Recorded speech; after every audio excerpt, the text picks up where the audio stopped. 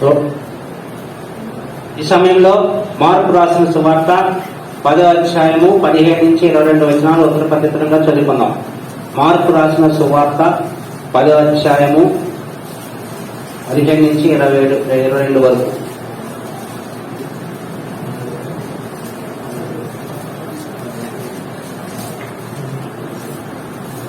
కొత్త నిబంధన page number 46.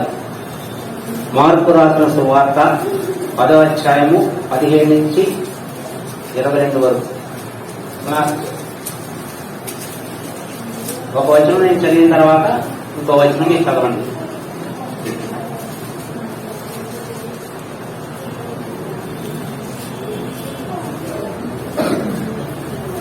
దయచేసి బైబిల్ ఉన్న వాళ్ళందరూ తీయాలి, మూసేయకూడదు. లేని వారు పక్క వాళ్ళ దాంట్లో చూడాలి. తీసారు అందరూ. 17 నుంచి 22 వరకు. ఆయన బయలుదేరి మార్గమున పోవచ్చుండగా ఒకరు పరిగెత్తుకుని వచ్చి ఆయన ఎదుట మోకాళ్ళుని, సద్బోధకుడా, నిత్య జీవనకు వారసుడొకటకు నేనేమి చేయుదును అని ఆయన అడిగాను.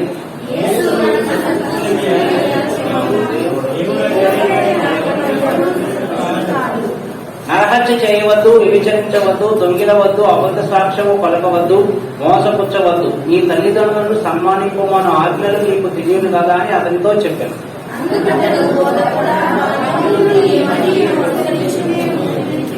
యేసు అతన్ని చూచి అతన్ని ప్రేమించి, నీకు ఒకటి పొదుపుగా ఉన్నది, నీవు వెళ్లి నీకు కలిగి ఉన్నదని అమ్మి బీదలకిమ్ము, పరలోకమందు నీకు ధనము కలుగును, నీవు వచ్చి నన్ను వెంబడించమని చెప్పాను. ఆఖరి వచ్చిన అందరూ అతడు మిగిలిన ఆస్తి కలగగా ఆ మాటకు ముఖము జన్మపుచ్చుకొని దుఃఖపరచు వెళ్ళిపోయాను. సామెతల గ్రంథం 22వ అధ్యాయం 6వ వచనం బ్రదర్స్ తమ్ముడు చదువుతారు. కీర్తన గ్రంథం 119వ అధ్యాయం 11వ వచనం సిస్టర్స్ చదవండి. సామెతల గ్రంథం 22వ అధ్యాయం 6వ వచనం మీరు చదవండి. కీర్తన గ్రంథం 119వ అధ్యాయం 11వ వచనం మీరు చదవండి.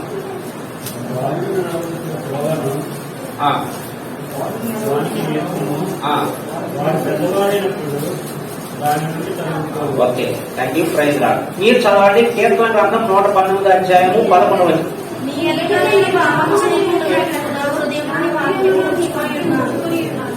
అది ఈ రోజు మీకు ఇవ్వబడే కంటత వాక్యాలు ఆ రెండు మీకు ఆల్రెడీ మీకు ప్రార్థన చేసుకున్నాం. దయచేసి అందరూ మోకాళ్ళ మీద ఉండండి. కుర్చీలో నిలబడిన వారు కూడా దయచేసి నిలబడాలి. అందరూ చిన్న పిల్లలు కూడా మోకాళ్ళ మీద ఉండి కళ్ళు మూసుకోవాలి, ఎవరిని చూడకూడదు. ప్రేమైన మా తండ్రి, ఈ సమయంలోనైనా ఈ యొక్క జగ్గంపేటలో మీ దాసులను ఏర్పాటు చేసుకుని హెబ్రోన్ అనేటువంటి సహవాసము ద్వారా ప్రభావ జరిగిస్తున్నటువంటి పరిచర్యను బట్టి మీకు ఎంతో వందనాలు. చంటి బిడ్డలదే పరలోక రాజ్యము, యవనస్తులు మీ పనికి ఎంతో అవసరము తండ్రి. సాతాను చేతిలో పడకుండా మీ దాసులకు ఇచ్చినటువంటి భారమును పరిచి వందనాలు. పాటల పరిచర్యలో మీరు మాకు ఎంతో సహాయం చేశారు నాయన. ఆ యొక్క క్విజ్ ద్వారా అనేక విషయాలు మాకు నేర్చుకోవడానికి మీరు ఇచ్చినటువంటి శ్రేష్టమైన సమయాన్ని బట్టి వందనాలు, స్తోత్రాలు చెల్లిస్తున్నాం. ఈ సమయంలో మీరు విడుదల చేసిన లేఖనమును బట్టి వందనాలు చెల్లిస్తున్నాం. ఈ సమయంలో బిడ్డలకు కావాల్సినటువంటి ఆత్మీయమైన ఆహారం అనుగ్రహించి రాబోయే కాలంలోనైనా మీకు సేవకులుగాను, పరిచారకులుగాను, విశ్వాసులుగాను జీవించడానికి, మారు మనసు పొందడానికి మీ కృప దయచేయమని వేడుకుంటూ, నా యొక్క ఉద్దేశం కాదు, నా చిత్తము కాదు, నేను అల్పుడైన నన్ను ఈ సమయంలో నిలబడడానికి మీరు ఇచ్చినటువంటి శ్రేష్టమైన సమయాన్ని బట్టి వందనాలు చెల్లిస్తూ ఈ యొక్క వాక్యం ద్వారా నాతో అందరితో మాట్లాడి సహాయం చేయమని ఈ యొక్క విన్నపములన్నీ కూడా మా రక్షకుడు మీ ప్రియకుమారుని యేసుక్రీస్తున్నామని వేడుకొంచున్నాను పరమ తండ్రి. ఆమేన్. దేవుడి పరిచయంలో ఉన్నటువంటి జాన్ కుమార్ అన్న గారికి మీ అందరికీ కూడా ప్రభునామం అందరూ చెప్తున్నాను. ప్రైజ్ లార్డ్ చెప్పమన్నారు. Praise Lord. బాగున్నారా? ఓకే. చదవబడినటువంటి లేఖనంలో ఒక యవనస్తుడు ప్రభు దగ్గరికి వచ్చాడు. ఎక్కడికి వచ్చాడు? ప్రభు దగ్గరికి వచ్చాడు. మీరు సాయంకాలం ప్రైవేట్కి వెళ్తారు అందరూ? మీరు ఎక్కడికి వెళ్తారు? స్కూల్ అయ్యాక ఎక్కడికి వెళ్తారు? ప్రైవేట్కి వెళ్తారు కదా, మాస్టర్ గారి దగ్గరికి వెళ్తారు. మీరు కూడా వెళ్తారు కదా పిల్లలు. అలాగా ఈయన ఒక మాస్టర్ గారు అనుకుని ఒక స్టూడెంట్ అంటే ఒక యవనస్తుడు ఏం చేశాడంటే ప్రభు దగ్గరికి వచ్చాడు. అతను ఏం చేస్తున్నాడంటే మీకులాగా చిన్నప్పటి నుంచి కూడా సండే స్కూల్కి వస్తున్నాడు. ఎక్కడ వస్తున్నాడు? సండే స్కూల్కి వస్తున్నాడు. సండే స్కూల్కి వస్తున్నాడు కానీ దేవుని యొక్క వాక్యం వింటున్నాడు, అన్ని చేస్తున్నాడు. అతనికి ఒక అనుమానం వచ్చింది. మనకు కూడా అనుమానాలు వస్తుంటాయి కదా, మనకు కూడా అనేకమైన అనుమానాలు వస్తుంటాయి. ఇప్పుడు పరిశుద్ధమైన గ్రంథం గురించి తెలుసుకున్నాం. పరిశుద్ధమైన గ్రంథం చదివేటప్పుడు అనేకమైనటువంటి అనుమానాలు వస్తాయి. మొదటిసారి అనుమానాలన్నీ కూడా మనం ఏం చేయాలంటే, అనుమానం అందులో అలా ఉంచేసుకోకూడదు. డైరీలో రాసుకుని ఆదివారం సండే స్కూల్కి వచ్చినప్పుడు సండే స్కూల్ టీచర్ గారిని అడగాలి. అనుమానం వస్తుందంటే దాని అర్థం ఏంటంటే మనం లోతుగా దేవుని యొక్క వాక్యం చదువుతున్నామని అర్థం. అనుమానాలు రావట్లేదంటే పైపైన చదువుతున్నామని అర్థం. అలాగే మనకి ఒక అనుమానం వచ్చినప్పుడు దాని అనుమానంగా ఉండిపోతే దాని ఆన్సర్ మనకి దొరకదు. అందుకే అనుమానాలు వచ్చినప్పుడు వాక్యం చదివేటప్పుడు మనం ఏం చేయాలంటే పుస్తకంలో రాసుకోవాలి. అప్పుడు తెలిసినటువంటి వాళ్ళని ఆత్మీయుని అడిగితే దానికి సమాధానం చెప్తారు. అలాగే మీరు పెద్దవాళ్ళు అయిన తర్వాత మీరు కూడా ఎగత వాళ్ళ యొక్క అనుమానాలు తీర్చడానికి దేవుడి మిమ్మల్ని వాడుకుంటాడు. అలాగే ఈ యొక్క యవనస్తుడికి ఒక అనుమానం వచ్చింది. అనుమానం ఏంటంటే ఇతడు బాగా బైబిల్ పండితుడు, అన్ని తెలిసినవాడు. జ్ఞానం వేరు, మారు మనసు పొందడం వేరు. జ్ఞానం ఉంటే పరలోకానికి వెళ్ళాం, కానీ మారు మనసు పొందాలి మొట్టమొదట. ఇతడు చిన్నప్పటి నుంచి అంతనే కానీ యవనస్తులు అంటే ఇంచుమించు 30 సంవత్సరాలు వచ్చేసి ఉంటాయి. ఇంగ్లీష్ బైబిల్లో క్లియర్ గా ఉంది, యంగ్ రూలర్ అని ఉంది. చెప్పండి, యంగ్ రూలర్ అంటే ఏదో ఉద్యోగం చేసుకుంటున్నాడు యవనస్తుడు. అంటే మరి ఉద్యోగం చేసేటప్పుడు రూలర్ అంటే ఏదో పరిపాలించేవాడో లేకపోతే పనులు రోజులు చేసేవాడు ఎవరో ఒకడు. 30 సంవత్సరాల వయసు ఉండొచ్చు. ఆ 30 సంవత్సరాల వయసులో అతనికి ఏ అనుమానం వచ్చిందంటే, యేసు ప్రభు వారి యొక్క బోధలు విని అతని యొక్క హృదయంలో ఒక అనుమానం వచ్చింది. నేను చనిపోయిన తర్వాత ఎక్కడికి వెళ్తాను, ఏం చెయ్యాలి అనేటువంటి అనుమానాలు అతను వెంటాడుతున్నాయి. ఆ యొక్క వెంటాడుతున్నప్పుడు అతను ప్రభు దగ్గరికి వచ్చి ఏమన్నాడంటే, సత్పురుషుడా అని పిలుస్తున్నాడు. ఏం పిలుస్తున్నాడు? సత్పురుషుడా అంటే మంచివాడు. అప్పుడు ప్రభు ఏమన్నాడంటే, సత్పురుషుడు ఎవరు ఈ లోకంలో లేరు, దేవుడు ఒక్కడే సత్పురుషుడు. మంచివాడు ఎవరు? దేవుడే. అందుకని ఈ సంవత్సరం ఇవ్వబడిన వాగ్దానంలో నా మంచితనం అంతా కూడా నేను విమర్శించాను. అంటే దేవుడు మంచివాడు కనుక ఆ మంచితనాన్ని మనకి దేవుడు పంచుతున్నాడు. అందుకనే దేవుడు అనేక రీతిలుగా మనకు సహాయం చేస్తూ వస్తున్నాడు. అందుకనే వచ్చిన తర్వాత అతనికి ఒక అనుమానం వచ్చింది. నేను నిత్య జీవంలో ప్రవేశించాలంటే నేను ఏం చెయ్యాలి? అది ప్రశ్న ఏంటంటే అనుమానం. అది ప్రశ్న ఏంటి? నేను నిత్య జీవంలో ప్రవేశించాలంటే నేను ఏం చెయ్యాలి? మనకు కూడా ఒక నిత్య జీవం అంటూ దేవుడు మనకు ఇచ్చాడు. నిత్య జీవం అంటే శాశ్వతంగా ఉండేటువంటి ఒక రాజ్యం. అందుకనే యేసుక్రీస్తు అందరికీ ప్రభువుని చదువుకున్నాం కదా, అపోస్తల కార్యం 10:36 ప్రకారం ఆ ప్రభువుని మనం అంగీకరించి మారు మనసు పొందితేనే ఆ నిత్య జీవంలో మనం ప్రవేశిస్తాం. ఒకవేళ మారు మనసు పొందకపోతే మండించినటువంటి అగ్నిగుండం అనేది చనిపోయిన తర్వాత ఉన్నది. సాధారణ ఏం చేస్తున్నాడంటే చాలా మందికి 2 కొరింథీయులకు రాసిన పత్రిక 4:4 ప్రకారము యెహోవాకు సంబంధమైన దేవదూత వారి మనోనేత్రములకు బుద్ధితనం కలగజేస్తుంది. బుద్ధితనం అంటే వాక్యం వింటున్నామే కానీ గ్రహింపులోకి రావట్లేదు. కొంతమంది ఏం చెప్తారంటే, చిన్నప్పటి నుంచి నేను బైబిల్ చదువుతానని అంటారు, కానీ మారు మనసు పొందరు. చిన్నప్పటి నుంచి ఏం చేస్తున్నాను? బైబిల్ చదువుతున్నాను, రాత్రికి వెళ్తున్నాను, ఆరాధనకి వెళ్తున్నాను, మందిరం పని చేస్తున్నాను, అన్ని చేస్తున్నాను, కానీ నేను మారు మనసు పొందలేదు. అబద్ధాలు వినలేదు, చెడ్డ మాటలు మాట్లాడటం విడిచిపెట్టలేదు, చెడ్డ స్నేహితులు విడిచిపెట్టకూడదు. మీ కారణంలో చెడ్డ స్నేహితులు ఉన్నారా? కీర్తనలో ఉన్న అధ్యాయం ఏంటంటే, దుష్టుల చెప్పడంలో ఈ కీర్తన అందరికీ రావాలి. దుష్టుల ఆలోచించక నడవక, బాబుల మార్గంలో నిలవక, అపహాసకులు కూర్చుండక, యెహోవా ధర్మశాస్త్రమును దీవారాత్రులు ధ్యానించేవాడు ధన్యుడు. ఆ 3 చేయనివాడు ఏం చెప్పాడు? యెహోవా ధర్మశాస్త్రం అంటే ఈ పరిశుద్ధ గ్రంథాన్ని చదువుతాడు. అందుకని మన చేతులు ఎక్కడికి వెళ్ళినా కూడా పరిశుద్ధమైన గ్రంథం ఉండాలి. మన చేతులు ఏముండాలి? సెల్ ఫోన్ కంటే విలువైంది. పొద్దునే లేవగానే మనం రీఛార్జ్ చేసుకోకపోతే మనసు ప్రశాంతత ఉండదు. సెల్ ఫోన్ ఏముండదు, ముందు రీఛార్జ్ అయిపోయింది లేదు, మొదట్లో మెయింటైన్ చేసుకుంటే అప్పుడు ఫ్రెండ్ కాల్ చేస్తాం, బాబు నాకు రేపు పొద్దున రీఛార్జ్ అయిపోతే వెంటనే చేసేమని. అంటే దానివల్ల ఏమవుతుందంటే మనకి సెల్ మాకపోతే మనకి ఏమవుతుందంటే మైండ్ పనిచేయదు. ఏం చేయదు? మైండ్ పనిచేయదు. దానికంటే విలువైనటువంటి పరిశుద్ధమైన గ్రంథాన్ని మనం ఎలా చదవాలి? దీవారాత్రులు కూడా ధ్యానించాలి. అందుకనే పాపుల మార్గంలో ఎప్పుడు కూడా మనం నడవకూడదు. పాపులు అంటే ఎవరు? పాపం చేసేవాడు. ఒకసారి ఒక అమ్మాయి కాలేజ్ స్కూల్కి వెళ్తుంటే ఆవిడ ఫ్రెండ్ సినిమాకి రమ్మంది. ఎక్కడికి? సినిమా. నిజంగా చెడ స్నేహితులు ఏం చేస్తారంటే మనల్ని పాపాన్ని ప్రోత్సహిస్తారు.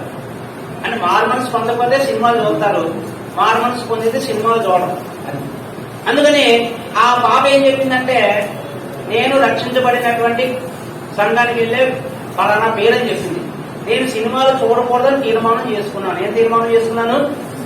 సినిమాలు చూడకూడదని తీర్మానం చేసుకున్నాను. మరి మన సినిమాలు చూస్తాం లేదా?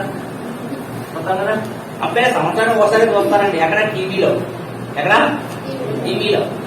థియేటర్లో చూడట్లేదు, టీవీలో చూస్తున్నాను, సెల్ ఫోన్ లో చూస్తున్నాను. ఎక్కడ చూసినా సినిమాయే. అర్థమైందా?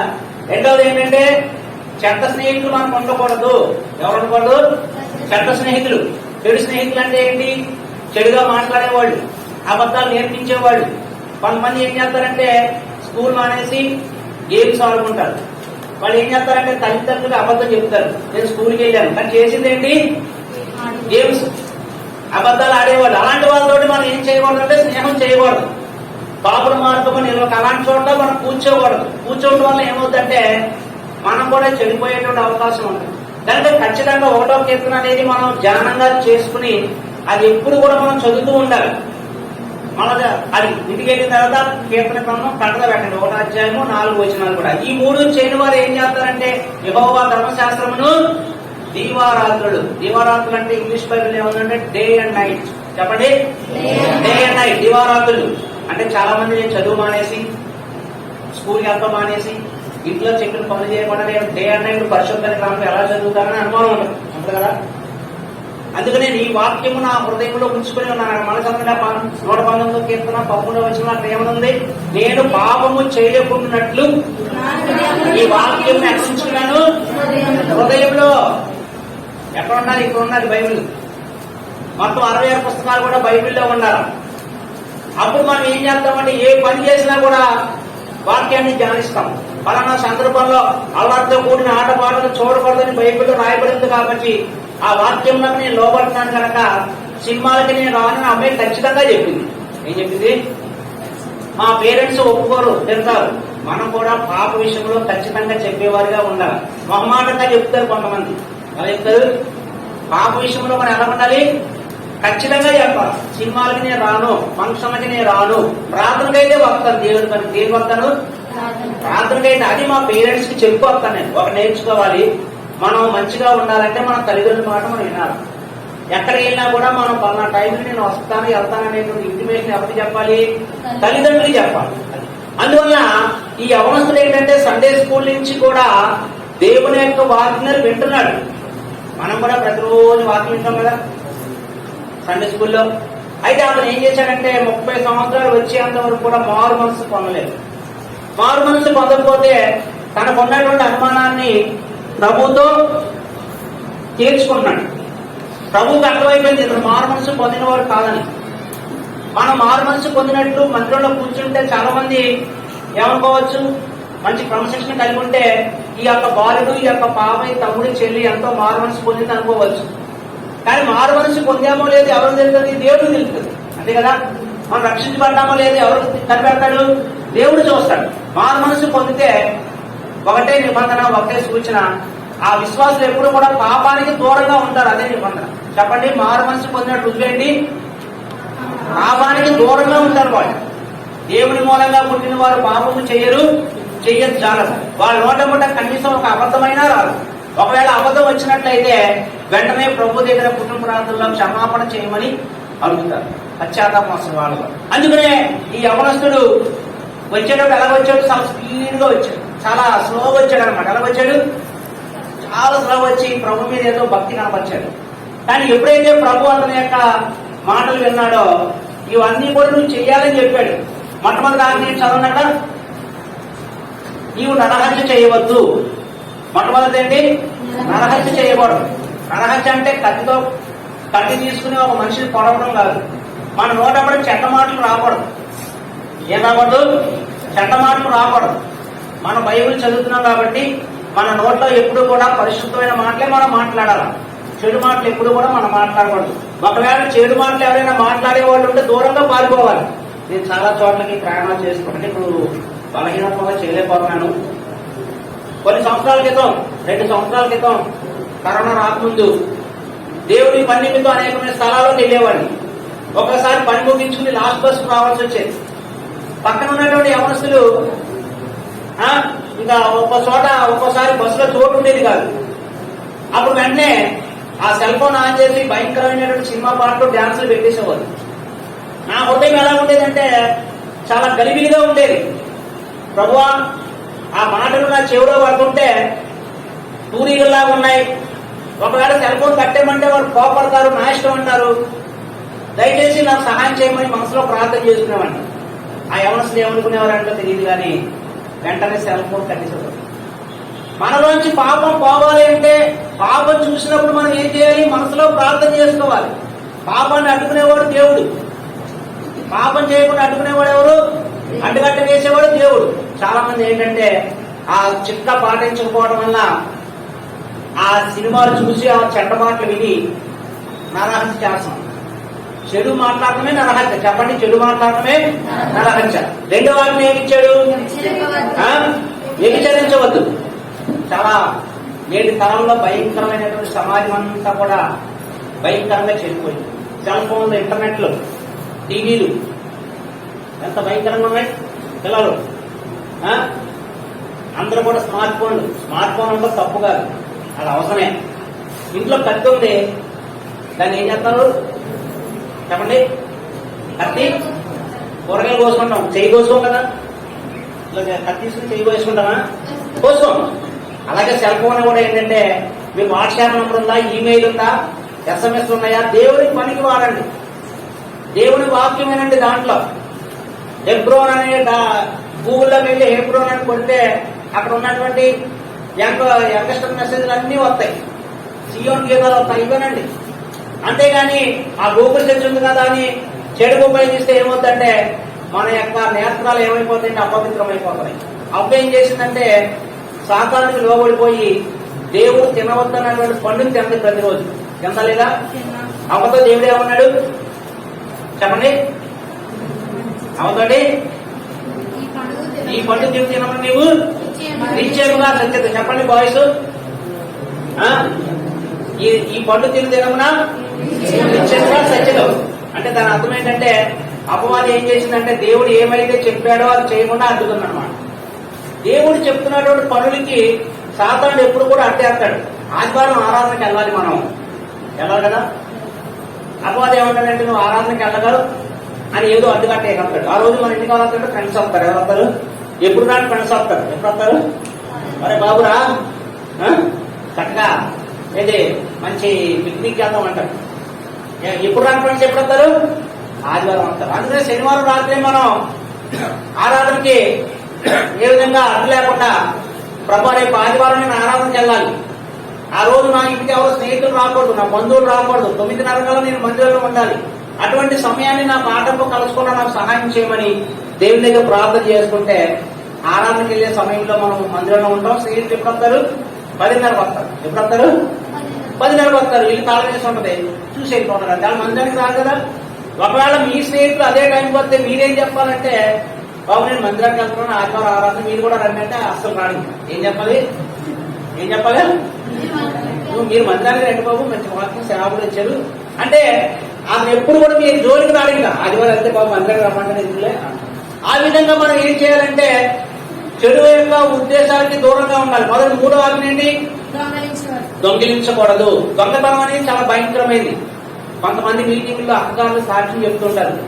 ఈ రోజున ఎవరో ఆర్డినరీ బైబిల్ వాడలేదు, అంతే కదా. అందరూ కాస్ట్లీ బైబిలే వాడుతున్నారు. కొంతమంది మీటింగ్లకి ఎందుకు వస్తున్నారంటే ఖరీదైనటువంటి బైబిల్ దొంగతనం చేయడానికి వస్తున్నారంట. ఏంటి? మంచిదే, బైబిల్ దొంగతనం చేసి వాళ్ళు చదివిన తర్వాత మారు మనసు పొందితే పర్లేదు. ఆ ఖరీదైనటువంటి బైబిల్ వాళ్ళు చదువుకో. విశ్వాసుల్లో కూడా కొంతమంది బైబిల్ పోయినటువంటి సందర్భాలు ఎన్నో ఉన్నాయి. దొంగతనం చేయకూడదంటే మీ పొరుగు వంగేది కూడా ఆశించకూడదు. చాలా మంది పరీక్షల్లో ఏం చేస్తారంటే చూసి కాపీ పడతారు కదా. చూసి కాపీ పట్టకూడదు. ఫెయిల్ అయిపోయినా సరే మనం ఏం చేయాలంటే యథార్థంగా మనకు తెలిసినటువంటి ప్రశ్న అనేది రాయాలి. చూసి కాపీ కొట్టప్పుడు ఏమవుతుంది? దొంగతనం చేసినట్టే. తర్వాత ఏం చెప్తున్నాడంటే అబద్ధ సాక్ష్యం పడకూడదు. స్కూల్లో మ్యాథ్స్లు అడుగుతారు మనల్ని, ఏమని? ఆ పెన్ను పోయిందని ఎవరో కంప్లైంట్ ఇస్తారు. ఆ పెన్ను పోయిందంటే మనం చూసినప్పుడు చూడకపోతే ఈ పెన్ను ఈడే తీసాడని చెప్పకూడదు. మనం చిన్నప్పుడు నేను ఏం చేసామంటే స్కూల్కి వెళ్ళేటప్పుడు సినిమాలంటే నాకు మహా పిచ్చి. ఏంటిది, ప్రతి థియేటర్లో కూడా నేను ఉండేవాడిని. మరి సినిమాలకి డబ్బులు కావాలి కదా, డబ్బులు ఎక్కడి నుంచి వస్తాయి? చదివినప్పుడు పేరెంట్స్ ఇవ్వరు. అందుకని పక్కోడి పుస్తకాలు దొంగతనం చేసేవాడిని. నేను పుస్తకాలు దొంగతనం చేసేవాడిని.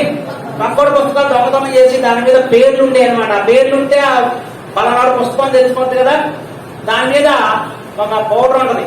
ఆ పౌడర్ తో ఆ పేరు కొట్టేసి ఎండలో ఆరబెడితే ఆ పేరు కనబడేది కాదు. 10 రూపాయల పుస్తకం 5 రూపాయలు కొనుక్కునేవాడు ఆ రోజుల్లో సెకండ్ హ్యాండ్ బుక్స్. చక్కగా అమ్మేసేవాడిని.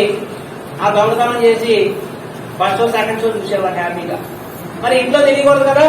పూర్వం ఏంటంటే గడలు ఉండేవి 2 తలుపుకి. ఆ గడకి ఆ యొక్క తాడు కట్టేసి అందరూ పడుకున్న తర్వాత దొంగతనంగా తలుపు తీసి లోపలికి పడుకునేవాడిని. మా వాడు ఏమనుకునేవారంటే అందరూ బుద్ధిమంతుడు మాతో పడుకున్నాడు, చదువుకున్నాడు. నేను ఎక్కడున్నాను? నేను అబద్ధం ఆడి పుస్తకం దొంగతనం చేసి అల్లరితో కూడిన ఆటపాటంతో చూసుకున్నాడు. అటువంటి భయంకరుడు అనమాట. అందుకనే బాలుడు నడవలసిన ద్రోవను వానికి నేర్పించము, పెద్దవాడైనప్పుడు వాడు తొలగిపోడు. ఈనాడు చాలా మంది మార్గాలు చెరిపేసుకుంటున్నారు, రకరకాలైనటువంటి మార్గాలు నడుస్తున్నారు. కారణం ఏంటంటే చిన్నప్పటి నుంచి కూడా వాళ్ళు సండే స్కూల్కి రాకపోవడమే కారణం. పేరెంట్స్ కూడా దాన్ని ఏం చేయాలంటే ప్రోత్సహించాలి. ఏం చేయాలి? గోకవరం పరిచయంలో ఒక సహోదరి దేవుడు స్వస్థపరిచాడు. ఆ పిల్లలు అసలు మొంకోడు అనమాట. ఇలా పిలిస్తే అలా వెళ్ళిపోతారు. తల్లి చాలా దుఃఖపడేది. అప్పుడు తల్లి మందిరానికి రావడం మొదలెట్టినప్పుడు ఆ 2 పిల్లలు కూడా సండే స్కూల్కి రావడం మొదలెట్టారు. అందుకనే దీనికి సహకారం ఏం చేయాలంటే ప్రోత్సాహం ముందు తల్లిదండ్రులు ప్రోత్సహించాలి. మీ పిల్లల్ని సండే స్కూల్కి పంపించమని. మన స్నేహితులు ఎవరైనా ఉంటే ఈ రోజు సండే స్కూల్కి ఎందుకు రాలేదని వాళ్ళు అడగాలి. ఏమడగాలి? మీ ఫ్రెండ్స్ ఉంటారు కదా, మీ వీధిలో 2 కలిసి వస్తారు. ఆ రోజు అమ్మాయి రాలేదనుకో, అమ్మాయి ఎందుకు రాలేదని అడిగితే మనకు ఆమె భయం ఉంటుంది. ఈ రోజు రాకపోతే అడుగుతారనేటువంటి భయం వాళ్ళలో ఉంటుంది. అందువల్ల ఒకరికొకరు ఏం చేసుకోవాలంటే ప్రోత్సహించుకుని ఖచ్చితంగా సండే స్కూల్కి రావాలి. ఎలా రావాలి? సండే స్కూల్కి వస్తే మనం ఏం చేస్తామంటే దేవుడు నడిచేటువంటి మార్గంలో నడుస్తాం. దేవుడు నడిచే మార్గంలో మనం నడిస్తే మనకు దేవుడు ఏమిస్తాడంటే ఆత్మ సంబంధమైనటువంటి ఆశీర్వాదాలతో పాటు యెహోవా యందు భయభక్తులు కలిగి ఉంటే ఎన్ని పుస్తకాలు చదివినా, పుస్తకాలు బట్టి పెట్టేసినా, ఎన్ని ఇంటర్నెట్ లో ఆన్లైన్ లో ఎంత చూసినా దేవుడు జ్ఞానం ఇవ్వకపోతే మనం పరీక్షలు రాయలేము, పరీక్షల్లో విజయం సాధించలేము. అందుకని చెప్పండి, యెహోవా యందు భయభక్తులు కలిగి ఉంటే జ్ఞానమునకు మూలము. ఈ విధంగా అతడు ఆజ్ఞలు వింటున్నాడే కానీ పాటించలేకపోయాడు. అప్పుడు ప్రభు ఏమన్నాడంటే నీవు నిత్య జీవంలో ప్రవేశించాలంటే నీవు మొట్టమొదటి మారు మనసు పొంది నీకు ఉన్నటువంటి లోటుని విడిచిపెట్టమన్నాడు. అక్కడ నీకు ఒకటి పొదువుగా ఉందని చెప్పాడు. చూడగలరా 21వ వచనంలో యేసు అతన్ని చూచి అతన్ని ప్రేమించి నీకు ఒకటి పొదువుగా ఉన్నది, నీవు వెళ్ళి నీ కలిగి ఉన్నవని అమ్మి నీ పేదలకిమ్ము. మనలో కూడా చాలా లోట్లు ఉన్నాయి. ఆ లోట్లు ఏంటంటే మనం మందిరంలో కనపడలేకపోతున్నాం, ప్రతి ఆదివారం సండే స్కూల్కి రాలేకపోతున్నాం, యూత్ మీటింగ్కి రాలేకపోతున్నాం, ఆదివారం ఆరాధనలో సమయానికి రాలేకపోతున్నాం. మిగతా వాటి మటుకు మనం ఖచ్చితంగా హాజరవుతాం. కానీ దేవుని మందిరం అంటే ఏమైపోతున్నాం? ఖచ్చితంగా ముందు ఉండలేకపోతున్నాం. అందువల్ల ఈ లోటు మనం సరి చేసుకోవాలి. అక్కడ మాత్రం ఒక లోటు కనబడుతుంది. నీకు ఒక లోటుగా ఉంది కాబట్టి అతడు మిక్కిలి ధనవంతుడు కనుక ఆ యొక్క ఆస్తిని అమ్మేసి ఏమన్నాడంటే పేదలకు ఇచ్చామన్నాడు. అది అతనికి ఇష్టం లేక వ్యసన పడుచు చాలా స్పీడ్గా వెళ్తాడు. వచ్చాడు ఎలా వచ్చాడు? చాలా స్లోగా వచ్చాడు. తెలుసుకుందామని వచ్చాడు. ప్రభు ఎప్పుడైతే సూటిగా చెప్పాడో అతను అది ఇష్టం లేక, ఆజ్ఞలు పాటించడానికి ఇష్టం లేక వెంటనే తిరిగి వెళ్ళిపోయాడు. అందువల్ల మొట్టమొదటి మనం ఏం చేయాలంటే మారు మనసు పొందాలి. ఏం చేయాలి? మారు మనసు అంటే ఏదో అనుకుంటారు, ఇంతకాలం మనం లోకంలో జీవించాం, పాపం చేశాం, పాపము చేయవాడు పాపమునకు దాసుడు. ఇంటికి వెళ్ళిన చదవండి మార్కు సువార్త 7వ అధ్యాయం 21, 22 వచనాలు. అవన్నీ కూడా కౌంట్ చేస్తే 13 రకాల పాపాలు దాంట్లో ఉంటాయి. అందులో సకానికి మన బానిసలైనటువంటి మనం ఆ పాపం నుంచి విడుదల పొందాలంటే మొట్టమొదట దేవుని యొక్క వాక్యము చేత మనం హృదయాన్ని శుద్ధి చేసుకోవాలి. అప్పుడు ఏమవుతుందంటే మారు మనసు పొందుతాం. చిన్న వయసులో మారు మనసు పొందితే పెద్ద అయిన తర్వాత దేవుడు మనల్ని ఉన్నతమైన స్థితిలో ఉంచుతాడు. తర్వాత ఉన్నతంగా దేవుడు వాడుకుంటాడు. అందువలన మారుమనసు పొందినటువంటి ఇద్దరు యవనస్తుల గురించి, ఇద్దరు చిన్నపిల్లల గురించి పరిశుద్ధమైన గ్రంథంలో రాయబడి ఉన్నది. మొట్టమొదట యోహాను సువార్త 6వ అధ్యాయంలో చూసినట్లయితే యేసు ప్రభు వారు 3 రోజులు మీటింగ్లు పెట్టాడు. ఆయన ఎన్ని రోజులు? 3 రోజులు అడవిలో మీటింగ్లు పెట్టడం వల్ల 3 రోజులు కూడా వాళ్ళకి ఏం లేదంటే ఆహారం లేదు. వాళ్ళకి ఏం లేదు? ఆహారం లేదు. ఆహారం లేకపోవడం వల్ల వాళ్ళు శరీరంగా అలసిపోయారు. కానీ 3 రోజులు కూడా దేవుని యొక్క వాక్యం వింటున్నారు కనుక మొత్తం అన్ని మర్చిపోయారు. అంటే వాళ్ళకి ఎలా ఉందంటే అక్కడ ఉన్నటువంటి ప్రజలకి పరలోకంలో ఉన్నట్టుగా ఉంటారు. ఎలా ఉందంటే అన్నపానాలు అన్ని మర్చిపోయారంటే పరలోకంలో ఉన్నట్టు వాళ్ళకు ఉన్నది. అయితే అక్కడ ఉన్నటువంటి ఒక సంఘటన ఏంటంటే ఒక తల్లి ఏం చేసిందంటే ఒక చిన్నపిల్లవాడికి రెండు చేపలు 5 ఎవర రొట్టెలు. ఇంగ్లీష్ లో ఏముందంటే బార్లీ అని రాయబడి ఉంది. చెప్పండి, ఇంగ్లీష్ లో బార్లీ. బార్లీ అంటే ఎవరు తాగుతారు? చాలా పేదవాళ్ళు తాగుతారు. అందుకనే ఈ బాలుడు ఏంటంటే చాలా పేదవాడు. తల్లి అతన్ని ప్రేమించి అక్కడ మీటింగ్ జరుగుతుంది 3 రోజులు, నువ్వు 3 రోజులు మీటింగ్ లో ఉండు, ఒకవేళ నీకు మధ్యలో ఏమైనా ఆకలి అయితే నేను పెట్టినటువంటి ఆహారం తినమని ఆ తల్లి ప్రేమించి అతను ఎక్కడ పంపించింది? ఆ మీటింగ్ పంపించింది. ఆ మీటింగ్ లో బాలుడు అన్ని మర్చిపోయాడు. నిజంగా ఒకడు మనకి ఏదైనా గిఫ్ట్ ఇస్తే మర్చిపోతామా? దానికే చూస్తాం.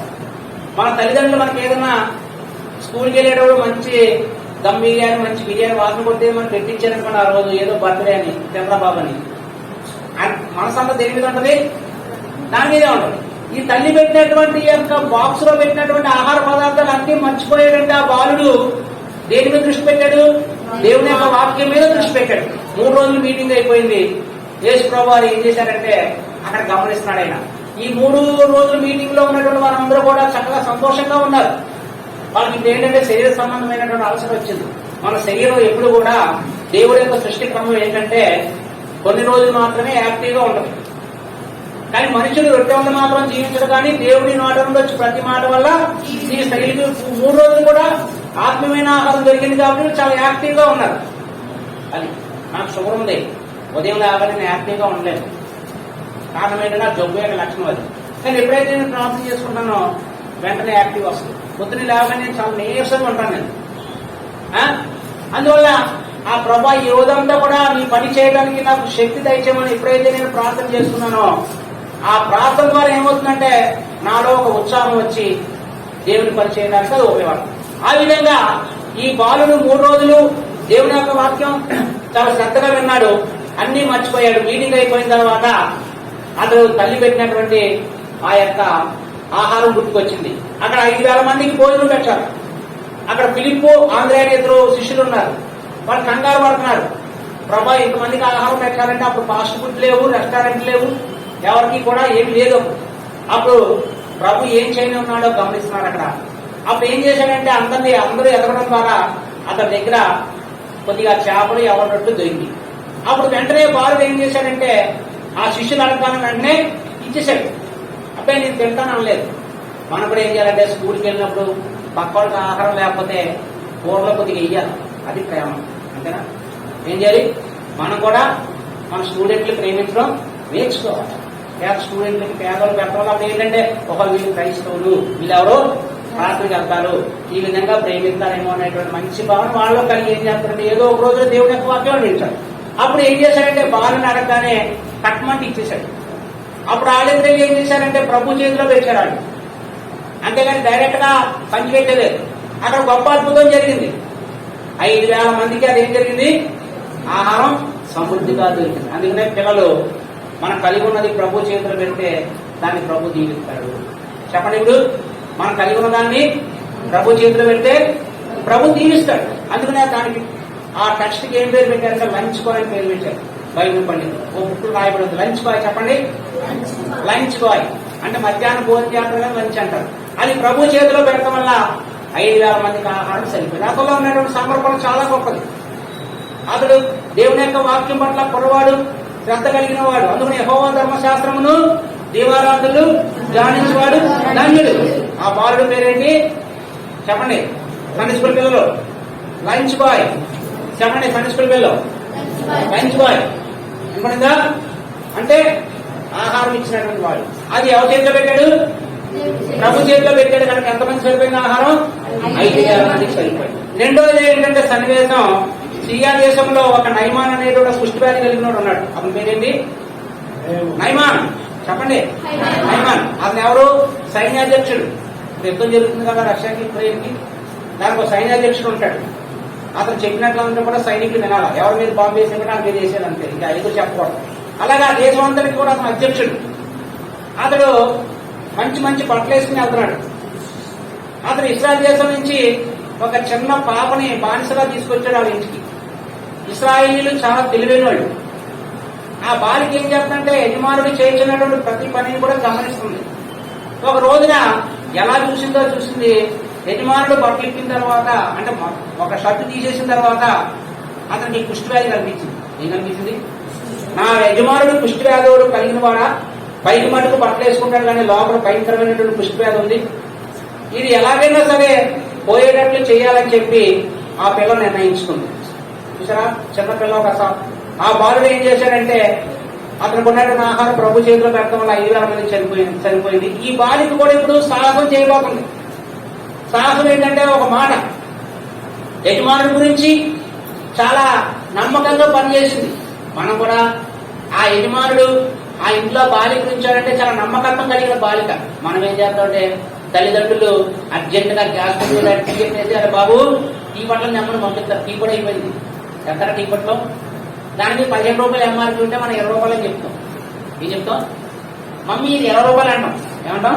మనలో నమ్మకత్వం ఉండదు, అబద్ధం ఆడేస్తాం. తర్వాత టీ అయిపోయిన తర్వాత మనకు వచ్చిన అతిథి అయిపోయిన తర్వాత చూసుకున్న తర్వాత, ఒరే బాబు ఇది 15 రూపాయలు కదా 20 రూపాయలు అంటే, అవును మమ్మీ మమ్మీ అని తడబడతాం. అబద్ధం ఆడాలని మనం అనుకున్నామా, మన నోటంలో వచ్చేసిన ఆటోమేటిక్ గా. మనలో ఏముంది? అబద్ధం ఆడే బీటు ఉంది మనలో. ఏముంది?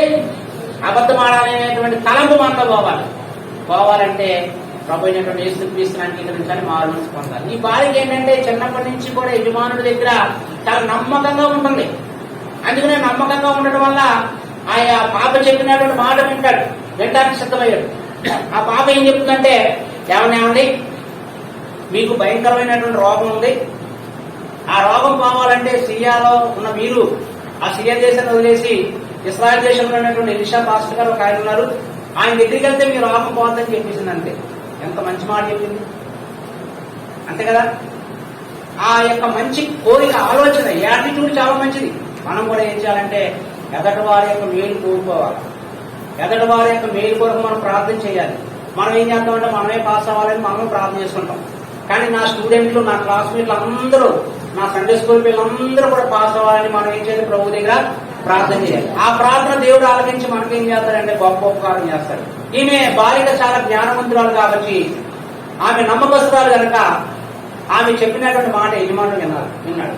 మనం కూడా ఎదటి వాళ్ళ మాట వినాలి అంటే మనం కూడా అందరి ఎదట నమ్మకంగా జీవించే వారిగా ఉండాలి. నమ్మకత్వం అనేది చాలా ప్రాముఖ్యం. చెప్పండి, నమ్మకత్వం, ఫెయిత్ఫుల్నెస్. దాని ఇంగ్లీష్ ఏమంటారు? ఫెయిత్ఫుల్నెస్. రెండోది ఒబీడియన్స్, విధేయత. ఈ రెండు కూడా మనకు రెండు కళ్ళు అండి. కళ్ళు లేకపోతే చూడగలమా? గుడ్డోడైపోతాం. Obedience and faithfulness. చెప్పండి, విధేయత, నమ్మకత్వం. ఆ యజమానుడికి ఆ బాలిక రెండు కలిగి ఉండి చాలా సంవత్సరాలు ఆ ఇంట్లో ఉంది. ఒక మంచి మాట చెప్పింది. ఆ యజమానుడు ఏం చేశాడంటే సిరియా దేశం నుంచి మొత్తం వెండి, బంగారాలు, డైమండ్ షూటింగ్, షర్టింగ్లు, తొంపేటైన్లు అన్ని తీసుకుని ఎలీషా పాస్టర్ గారి దగ్గరికి వెళ్ళాడు. ఆ ఎలీషా పాస్టర్ గారు ఏమన్నారంటే, ఇవన్నీ నాకు అక్కర్లేదయ్యా, ఈ యోర్దాను నదిలో 7 సార్లు గురించి చాలన్నాడు. ఆయన తీసుకున్నాడా? తీసుకోలేదు. ఆయన నాకు అక్కర్లేదు, యెహోవా జీవము తోడు అన్నాడు అంతే. ఎప్పుడైతే ఆ యోర్దాను నదిలో 7 సార్లు మునిగాడో ఆయన, అతని యొక్క దేహం ఎలాగైపోయింది? పసి పిల్లల దేహం అయిపోయింది. ఆ బాలిక ఏం చేసింది? మంచి మాట చెప్పింది. ఆ మంచి మాట ఏంటంటే సువార్త. ఆ మంచి మాట ఏంటంటే సండే స్కూల్ పిల్లలు మీరు కూడా ప్రభు కొరకు సాహసం చేసేటువంటి వారిగా ఉండాలి. ఆ బాలుడు ఏం చేశాడు? తన కలిగి ఏం చేశాడు? ప్రభు చేతిలో పెట్టాడు. ఆ సాహసం ద్వారా 5,000 మందికి ఆహారం సరిపోయింది. ఈ బాలిక ఒక మంచి మాట చెప్పడం వలన ఆ సిరియా దేశంలో ఉన్నటువంటి సైన్యాధ్యక్షుడు స్వస్థపరిచాడు. తర్వాత ఆ బాలికను అందరూ మర్చిపోయారు. కానీ దేవుడు మటుకు జ్ఞాపకం ఉంచుకుని తర్వాత చరిత్ర అందులో రాయబడలేదు. కానీ దేవుడు తగినటువంటి ప్రతిఫలం ఇస్తాడు. ఇంకో యవనస్తులకు ఏంటంటే 2 వ్యక్తులు ఉన్నారు. ఒకటి యోసేపు, ఒక అతని పేరు ఏంటండి? యోసేపు. యోసేపు అంటే ఫలించని కొమ్మ. యోసేపు ఎవరు? ఫలించని కొమ్మ. యోసేపు ఎవరి కుమారుడు? చెప్పండి. యాకోబు కుమార్. యాకోబు కుమారులకి ఎంతమంది పిల్లలు? మొత్తం యాకోబుకి ఎంతమంది సంతానం? 13. Very good. ఎంతమంది? 13. 12 మంది ఏమో కుమారులు, కుమార్తె జీరా. ఈ 12 మంది కుమారుల్లో యోసేపు మంచివాడు, 11 మంది చెడ్డవాడు. నిజంగా ఒక కుటుంబంలో 11 మంది మంచి చెడ్డవారై ఉండి ఒక మంచోడు ఉంటే ఆ కుటుంబంలో ఉంటే ఎంత కష్టం. కానీ యోసేపు ఫలించేది కొమ్మ కనుక ఈ అన్నదమ్ములు చేసేటువంటి ప్రతి పాపాన్ని కూడా తండ్రికి చెప్తూ ఉండేవాడు. ఎవరు చెప్తుండేవాడు? తండ్రికి చెప్తుండేవాడు. ఆ తండ్రికి చెప్పడం వల్ల వీళ్ళలో ఏంటంటే అసూయ పెరిగిపోయింది, జలసి. అసూయ అనేది ఎముకలకు కుళ్ళు. మనం ఏమనుకుంటామంటే మనకు తక్కువ మార్కులు వచ్చి ఎదరానికి ఎక్కువ మార్కులు వస్తే మనం చాలా అసూయ పడిపోతాం. ఎప్పుడు పోతాం? మనం ప్రయత్నం చేయలేదు, దానికి ఎక్కువ వచ్చినాయి. ఈ మధ్య ఒక ఆమె రాజమండ్రిలో ఉంటుంది, ఆమె పేరు రూప. బ్యాంకులో ఉద్యోగం ఉంది. ఆ ఉద్యోగానికి 8 నెలలు సెలవు పెట్టేసి సివిల్స్ కి సిద్ధపడుతుంది. దీనికి కలెక్టర్ అయిపోవాలి పిల్ల. నేను కూడా ఉద్యోగం అనేసి కలెక్టర్ ప్రయత్నం చేస్తాను వచ్చింది. కానీ ఆమె గురి ఏంటంటే చిన్నప్పటి నుంచి కూడా కలెక్టర్ అవ్వాలి. అలాగే మనం కూడా గురి కలిగి ఉండాలి. యోసేపు యొక్క గురి ఏంటంటే అన్నదమ్ములు చేస్తున్నటువంటి చెడు విషయాలన్నీ కూడా ప్రతిరోజు సాయంకాలం తన తండ్రికి చెప్తున్నాడు. అది ఒక రోజున అన్నదమ్ములు విన్నారు. వినడం వల్ల వాళ్ళు చెడు చెప్తున్నారని కక్ష పెంచుకున్నారు. కక్ష పెట్టుకుని ఒక రోజు అతన్ని అమ్మేయాలని నిర్ణయించుకున్నారు. అతను చూసి అటకారంగా మాట్లాడారు. ఒరే, కళలు చెప్పేవాడు వచ్చేస్తున్నాడు రా. ఏమంటారు అతన్ని? కళలు చెప్పేవాడు వచ్చేస్తున్నాడు రా. చెప్పండి బ్రదర్స్, కళలు చెప్పేవాడు వచ్చేస్తున్నాడు రా. వాళ్ళు ఒక నిర్ణయానికి వచ్చారు. ఈ కళలు చెప్పేవాడు మనకి చాలా అడ్డుగా ఉన్నాడు, మనం చేసే ప్రతి పాపం కూడా తండ్రికి చెప్పేస్తున్నాడు, దీన్ని ఎలాగైనా చంపేస్తే మన విషయాలు తండ్రికి ఆదరిస్తాయని అతను ఒక చెడ్డ ఆలోచన కలిగి ఉన్నాడు.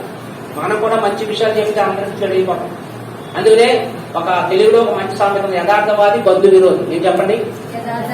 యథార్థవాది బంధు విరోధి. అయితే వాక్యం ఏం చెప్తుందంటే యథార్థవంతులకు యెహోవా ఆశ్రయదుర్గము. ఎవరు ఆశ్రయమంట? దేవుడు. యోసేపుకి దేవుడు, అతను యథార్థవంతుడు కాబట్టి దేవుడు ఆశ్రయదుర్గంగా ఉన్నాడు. కానీ అన్నదమ్ముడు కాదు, ఎవ్వరు ఏం చేయలేదు. అతన్ని దేవుడి ప్రణాళికలో ఉన్నాడు. అతను పాపాన్ని ద్వేషించే వ్యక్తి. మనం చాలా విషయాల్లో కోపడతాం, పాపం వచ్చేస్తుంది, ఇరిటేషన్ వచ్చేస్తుంది. కానీ పాపం విషయంలో మనకి పాపం రాదు. నేను ప్రభువుని నమ్ముకున్నాను, మార్పు పొందాను, పరిశుద్ధ గ్రంథం చదువుతున్నాను, ఆరాధన చేస్తున్నాను, రొట్టె వేస్తున్నాను, నేను పాపం చేయలేంటి అని పౌరుషం దేని విషయంలో పడాలి? మనం పాపం చేయడంలో మనం పౌరుషం కలిగి ఉండాలి. నేను సండే స్కూల్కి వెళ్తున్నాను, యూత్ మీటింగ్ వెళ్తున్నాను, నేను అబద్ధాలు ఆడుతున్నాండి, నేను చెడు స్నేహంతో చేయడం ఏంటని పౌరుషం కలిగి జీవించాలి. యోసేపు అలాంటి వాడు కాబట్టి కళలు చెప్పేవాడు వస్తున్నాడని చాలా కేడనగా మాట్లాడినా కూడా యోసేపు ఓర్చుకున్నాడు. ఒక రోజున అతని యొక్క అంతం వచ్చింది. ఇష్మాయిలీలు ఆ ప్రయాణం వెళ్ళిపోతుంటే 20 వెండి నాణాలు అమ్మేశారు. ఎంత? 20 వెండి నాణాలు అమ్మేశారు. అయినా కూడా యోసేపు ఓర్చుకున్నాడు, దేవుడి మీద భారం కలిగి ఉన్నాడు. అప్పుడు పాపం ఉంది, ఇప్పుడు పాపం ఉంది. అప్పుడు సంఘాలు లేవు, సండే స్కూల్ లేదు, యూత్ మీటింగ్ లేదు, బైబిల్ లేదు, రాయబడలేదు. ఎవరు తోడుగా ఉన్నారు? దేవుడే తోడుగా ఉన్నాడు. అతను వయసు అప్పుడు 17 సంవత్సరాలు. చెప్పండి, 17 సంవత్సరాలు అంటే బహుశా నేను 10th పాస్ అయి ఉంటాడనమాట మన లెక్కల ప్రకారం. ఆ చిన్న వయసులో దేవుడు అతనికి తోడుగా ఉన్నాడంటే కారణం ఏంటంటే పాపాన్ని ద్వేషించినటువంటి ఒక యవనస్తుడు అతను. అప్పుడు ఇష్మాయిలీకి అమ్మేసినా కూడా యోసేపు నిరుత్సాహపడలేదు. దేవుడు కళల ద్వారా అంతా మాట్లాడేవాడు. ఒకసారి మనం పరీక్ష ఫెయిల్ అయినా నిరుత్సాహపడకూడదు. అందుకని ఇంగ్లీష్ లో మంచి సామెత ఉంది, సక్సెస్ ఈజ్ నెవర్ ఎండ్. చెప్పండి, అందరూ ఇంగ్లీష్ మీడియంలోనా? Very good. అందరూ English medium. Success is never end. ఈ రోజు పరీక్ష పాస్ అయిపోయినట్టే నేను విజయం సాధించినట్టు కాదు. Failure is not final. చెప్పండి, ఫెయిల్యూర్ ఈజ్ నాట్ ఫైనల్. ఈ రోజు ఫెయిల్ అయిపోయామంటే తప్పిపోయామంటే అది అర్థం కాదు, మరొక అవకాశం వస్తుంది. దాని గురించి మనం ప్రయత్నం చేయాలి. అందుకని యోసేపు ఏ విషయంలో ఫెయిల్ అయిపోలేదు, కానీ పాపం జయించడంలో ప్రతి విషయంలో కూడా సక్సెస్ అయ్యాడు కాబట్టి అతను నిరుత్సాహపడలేదు. అందుకని ఫిలిప్పీలకు రాసిన పత్రిక 4:13 చదవండి ఒకసారి.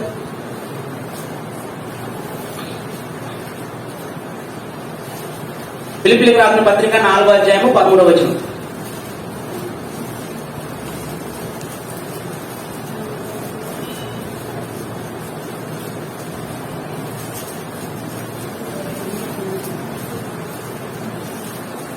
తీసిన వాళ్ళు చదవండి, టైం లేకపోతే నేను చదువు. నాకు చదువు కలిగినందున నేను ఇలాగూ చెప్పుకోలేదు. నేను ఏ స్థితిలో ఉన్నాను ఆ స్థితిలో సంతృప్తి కలిగి. చాలండి, నేను ఏ స్థితిలో ఉన్నానో ఆ స్థితిలో సంతృప్తి కలిగి ఉన్నాను. అది నేర్చుకోవాలి మనం. ఇప్పుడు యోసేపు ఎక్కడికి వెళ్ళిపోయాడు? ఒక బానిసగా వెళ్ళిపోయాడు. ఇంట్లో మంచి సౌకర్యాలు ఉన్నాయి, అన్నదమ్ములు ఉన్నారు, తండ్రి దగ్గర ప్రేమగా ఉంటున్నాడు. ఇప్పుడు ఎక్కడికి వెళ్ళిపోయాడు? ఇష్మాయిల్కి బానిసగా వెళ్ళిపోయాడు. అయినప్పటికీ కూడా యోసేపు సంతృప్తి కలిగి ఉన్నాడు. సోదరు వచ్చినా కూడా అతడు భయపడలేదు, ఎందుకంటే పాపం చేయట్లేదు కాబట్టి అతనికి ధైర్యం వచ్చింది. మనం ధైర్యంగా సాక్ష్యం చెప్తున్నామంటే మనం మార్గం పొందినట్టే లెక్క. కొంతమంది ధైర్యంగా సాక్ష్యం చెప్పలేరు. సాక్ష్యం అంటే పరీక్ష పాస్ అయ్యాం, అది వేరు. నిజమైన సాక్ష్యం ఏంటంటే నేను ఈ పాపాన్ని విడిచిపెట్టాను, అది నాలో ఈ పాపం ఉంది, వాక్యం ద్వారా నేను మాట్లాడే దేవుడు ఈ రోజున నేను ఈ పాపాన్ని విడిచిపెట్టేశాను, అది గంభీరమైన సాక్ష్యం. ధైర్యంగా చెప్పగలిగినటువంటి వారిగా ఉండాలి. యోసేపు ధైర్యంగా పాపాన్ని జయించాడు కాబట్టి ఆ ఇష్మాయిలీకి అతన్ని అమ్మేసినా కూడా సంతృప్తి కలిగి తన భారం అంతా కూడా దేవుడి మీద వేసేసి ఎక్కడికి వెళ్ళిపోయాడు? ఐగుప్తుకి వెళ్ళిపోయాడు. ఐగుప్తులో కొన్ని సంవత్సరాలు పోతీఫర్ ఇంట్లో నమ్మకంగా సేవ చేశాడు. అక్కడ శోధన ఎదురైంది. నెక్స్ట్ ఎక్కడికి వెళ్ళాడంటే జైలుకి వెళ్ళిపోయాడు. ఎక్కడికి వెళ్ళిపోయాడండి? జైలుకి వెళ్ళిపోయాడు. పోతీఫర్ ఇంట్లో ఉన్నప్పుడు నమ్మకంగా ఉన్నాడు. తర్వాత అన్నదమ్ములు యాకోబు దగ్గర ఉన్నప్పుడు నమ్మకంగా ఉన్నాడు. జైల్లో ఉన్నప్పుడు కూడా నమ్మకంగా ఉన్నాడు. ఒక రోజున ఫరోకి కళలు వచ్చినాయి. ఆ కళలు చెప్పేటువంటి ఎవ్వరూ లేరు. ఇద్దరు పానదాయకులు కళలు కంటే ఆ భావం చెప్తే ఖచ్చితంగా నెరవేరింది. అందులో ఒక అతను మర్చిపోయాడు, ఇంకొక అతను జ్ఞాపకం ఉంచుకున్నాడు. అప్పుడు ఫరో అడుగుతున్నాడు, నాకు ఒక కళ వచ్చింది, ఆ కళ చెప్పగలిగిన వాడు ఎవరైనా ఉన్నారా? అప్పుడు యోసేపు బయటికి రావాలంటే అద్భుతం దేవుడే చెయ్యాలి. మీరు పరీక్ష పాస్ అవ్వాలంటే దేవుడే అద్భుతం చెయ్యాలి. మీరు స్కూల్ ఫస్ట్ రావాలంటే దేవుడే అద్భుతం చేయాలి. మీరు మంచి మార్కులతో ఎంసెట్ లో సీట్ రావాలంటే దేవుడే అద్భుతం చేయాలి. నీటిలో ర్యాంక్ రావాలంటే దేవుడే అద్భుతం చేయాలి. ఇప్పుడు యోసేపుని బయటికి రప్పించాలంటే దేవుడే అద్భుతం చేయాలి. ఆ అద్భుతం ఏంటంటే కళల భావం చెప్పలేనటువంటి భయంకరమైనటువంటి కళ ఫరోకి వచ్చింది. ఆ రాజ్యంలో ఎవరు లేరు. యోసేపు దేవుడి జ్ఞానము కలిగినటువంటి వాడు కనుక ఈ 17 సంవత్సరాల నుంచి 30 సంవత్సరాల వరకు కూడా భయంకరమైనటువంటి జీవితం గడిపాడు. 30 సంవత్సరాలంటే యవనస్తులు వచ్చినటువంటి సమయం అది. 30 సంవత్సరాలకి దేవుడు అతను ఏం చేస్తున్నాడంటే వాడుకోవడానికి సిద్ధపడుతున్నాడు. ఫరో కలలు అన్నాడు కానీ ఆ రాజ్యంలో ఎవరు చెప్పలేకపోయారు. అప్పుడు ఆ పానదాయకుడు జ్ఞాపకం చేసుకున్నాడు, అయ్యా ఆ జ్ఞాపక శక్తి ఇచ్చిన ఎవరు? దేవుడు. అందుకనే మీరు ఏం చేయాలంటే పరీక్షలకు వెళ్లే ముందు పరీక్ష పేపర్ అంట పెన్ను కూడా దైవజనంతో ప్రార్థన చేయించుకుని వెళ్ళాలి. ఏం చేయాలి? ల్యాప్టాప్ ఉంటే ల్యాప్టాప్ తో ఆన్లైన్ లో పరీక్ష రాయాలండి. ఇది ఏమైతే పట్టుకెళ్తున్నామో సంఘంతో ప్రార్థన చేయించుకుని ఈ రోజు నేను పరీక్షకి వెళ్తున్నాను, నాకు సహాయం చేయ ప్రభావ అని సంఘ ప్రార్థన దేవుడు ఆలకించి మనకు మంచి విజయం ఇస్తాడు. దాని ద్వారా ఏంటంటే చదివిన ప్రశ్నలన్నీ కూడా గుర్తుకొస్తాయి. ఏమవుతాయి? దేవుడు జ్ఞాపకం చేస్తాడు. ఆ పానదాయకుడు ఏంటంటే అప్పుడు 2 సంవత్సరాలు మర్చిపోయాడు. ఎవరు జ్ఞాపకం చేశాడు? ఎవరు? దేవుడే జ్ఞాపకం చేశాడు. అయ్యా రాజుగారు, ఆ కళలు చెప్పేటువంటి ఒక అతను జైల్లో ఉన్నాడు, మా కళ చెప్పాడండి, ఆ కళ భావం నెరవేరింది, 5 గంటలు పిలవమన్నాడు. ఏమన్నాడు? ఒక జైల్లో ఉన్నటువంటి జైల్లో ఉన్న వ్యక్తి ఎలా ఉంటాడు? జుట్టు వెళ్ళిపోయి గడ్డం వెళ్ళిపోయి మార్చి పడ్డంతో ఉంటాడు కదా, అంతేనా? ఒక పిక్చర్లా ఉన్నాడు యోసేపు. అప్పుడు ఎప్పుడైతే ఫరో దగ్గర నుంచి పిలుపు వచ్చిందో అందరూ ఆశ్చర్యపోయారు. ఏం ఆశ్చర్యపోయారు? అందరూ ఆశ్చర్యపోయారు. అప్పుడు వెంటనే యోసేపు స్థితి అంతా మారిపోయింది. ఇప్పుడు దేవుడు అతని పట్ల ఒక ప్రణాళిక కలిగి ఉన్నాడు. మీ జీవితంలో కూడా దేవుడు ఒక ప్రణాళిక కలిగి ఉన్నాడు. మన ఉద్దేశాలు ఎలా ఉంటాయంటే ఇవాళ కోడిగుడ్డు గుడ్డెట్టేసింది. వాళ్ళ ఎలా ఉంటది? కోడిగుడ్డు ఎడతారు కదా, కొత్త రోజు పిల్ల వచ్చేయాలి బయటికి. గుడ్డు పొదిగి పిల్లవాలంటే ఎన్ని రోజులు పడుతుంది? ఎన్ని రోజులు? 21 రోజులు ఆగే సహనం అనకూడదు. వెంటనే మరుసటి రోజు ఏమొచ్చేయాలి? బయటకు గుడ్లని పిల్ల వచ్చేయాలి. మనకి ఆ గుడ్డు మనం తీయాలి. అలా ఉండకూడదు. గుడ్డు పిల్ల వచ్చేదాకా మనం కనిపెట్టాలి. యోసేపు 13 సంవత్సరాలు కనిపెట్టాడు. దేవుడు అతను బయటకు తీసుకొచ్చాడు. అతని స్థితే మారిపోయింది. అతను ఒక ప్రణాళిక కలిగి ఉన్నాడు. మీ పట్ల కూడా దేవుడు ప్రణాళిక కలిగి ఉన్నాడు. దయచేసి బాప్తిసం తీసుకుని తీయస్తున్నా ఒకసారి. యవనస్తులు ఓన్లీ యంగస్టర్స్, మీకు హస్తనిక్షేపణ వాగ్దానం ఇచ్చారు కదా దైవజనులు, అది ప్రతిరోజు జ్ఞాపకం చేసుకుని అది సేవ పిలుపు ఏ పిలుపు అయినా సరే తగు సమయం దేవుడు దాన్ని నెరవేరుస్తాడు. దాని కొరకు మనం ఏం చేయాలంటే ప్రార్థన చేయాలి. ఆ విధంగా దేవుడు ఒక ప్రణాళిక కలిగి ఉంటాడు ప్రతి వారి జీవితంలో. అందుకనే దేవుడు మనం రక్షించడానికి ఇక్కడికి నడిపించాడు. యోసేపు పట్ల దేవుడు మంచి ఉద్దేశం కలిగి ఉన్నాడు. ఆ ఉద్దేశం ఏంటంటే 7 సంవత్సరాలు కరువు అవుతుంది ప్రపంచానికి. ఆ కరువులో అన్నం పెట్టేటువంటి వాడిగా చేయడానికి యోసేపు ఇది దేవుడు సిద్ధపరిచాడు. 50 కాలంలో మీ ప్రణాళిక ఏంటో ఎవరికి తెలియదు. దాని కొరకు మనం కనిపించే వారిగా ఉండాలి. రెండోది ఏంటంటే వాళ్ళు ద్వేషించినటువంటి అన్నదమ్ములందరూ కూడా యోసేపు యొక్క కాళ్ళ మీద సాగిలపడాలి. ఏం సాగిలపడాలి? యోసేపు యొక్క కాళ్ళ మీద సాగిలపడాలి. దేవుడు ఆ విధంగా అతన్ని చేశాడు. చిన్నప్పటి నుంచి కూడా యోసేపులో ఉన్న గుణం ఏంటంటే యోసేపు దైవాత్మ కలిగిన వాడు. చెప్పండి, యోసేపు దైవాత్మ కలిగిన వాడు. రెండోది ఏంటంటే దేవుని ఎందుకు భయభక్తులు కలిగిన వాడు. దేవుని ఎదుట ఇంత ఘోరమైనటువంటి పాపం నేను ఏ విధంగా చేయగలని దూరంగా పారిపోయాడు. యవనస్తులారా యవనేశ్వర నుంచి దూరంగా పారిపోవాలి. ఎక్కడ పారిపోవాలి? యవనేశ్వర నుంచి దూరంగా పారిపోవాలి. రెండో వ్యక్తి ఎవరంటే సంసోన్. అది చెప్పాలంటే చాలా టైం పడుతుంది. ఇంకా 10 నిమిషాలు మాత్రమే ఉంది. సంసోన్ ఎవరంటే మనోహి పుట్టినటువంటి కుమారుడు. సంసోన్ అంటే తన అర్థం ఏంటంటే సూర్యుడిని అర్థం. సంసోన్ అంటే సూర్యుడు. యోసేపు అంటే బలించని కొమ్మ. ఆ తల్లిదండ్రులకి దేవుడు దేవదూత ద్వారా ఈ యొక్క కుమారుని అనుగ్రహిస్తానని చెప్పి దేవుడు వాగ్దానం చేశాడు. సంసోన్ పుట్టినప్పుడు తల్లిదండ్రులు చాలా సంతోషించారు. అతనికి విపరీతమైనటువంటి బుద్ధి పుట్టింది. సంసోను చెడు సహవాసాలు చేసి తన జీవితాన్ని అమ్మేసుకున్నాడు. ఇశ్రాయేలును రక్షించడానికి దేవుడు అతని రక్షకుడుగా న్యాయాధిపతిగా పుట్టిస్తే భయంకరమైనటువంటి పాపం చేసి దేవునికి దూరం అయ్యాడు. మనం సండే స్కూల్ మానేస్తే ఎవరికి దూరం అవుతాం? ఎవరు చెప్పండి? దేవునికి దూరం అవుతాం. నేను ఇంటి దగ్గర సండే స్కూల్ మా అమ్మగారు చెప్పాను, నేను వినడానికి పోతాను. దేవుని మందిరం ప్రత్యేకమైనది. ఒక దినము ఈ మందిరంలో గడుపుట డాష్. ఎన్ని దినాలు? 1000 దినాలు. 1000 దినాలంటే ఎన్ని రోజులు చెప్పండి? ఎన్ని రోజులు? 3 రోజులు. 3 సంవత్సరాలు. 3 రోజులు కాదు. 1000 దినాలంటే ఎన్ని? లెక్క కావాలి చెప్పండి తమ్ముళ్ళు.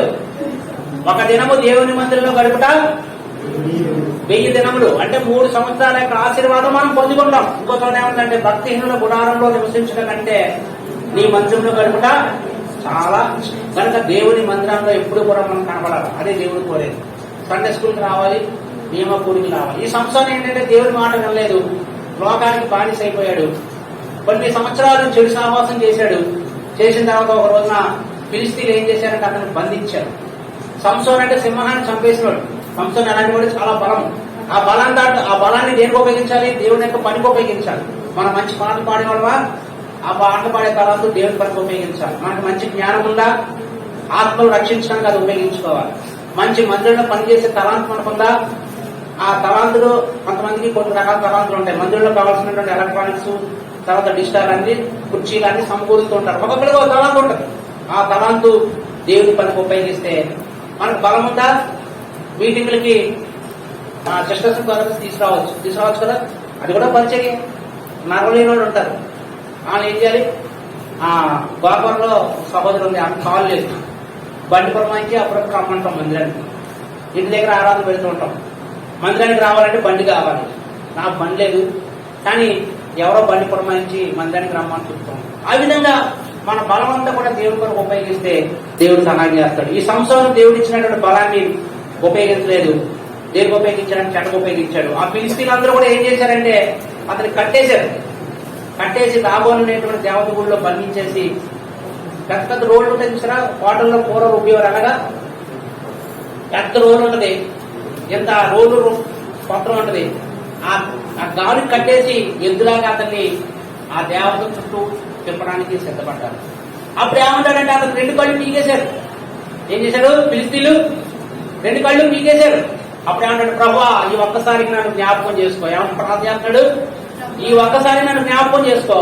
నేను ఈ మాట వినలేదు, తల్లిదండ్రులు చెప్పిన మాట కూడా నేను వినలేదు. అయ్యా, నన్ను దయతో క్షమించు.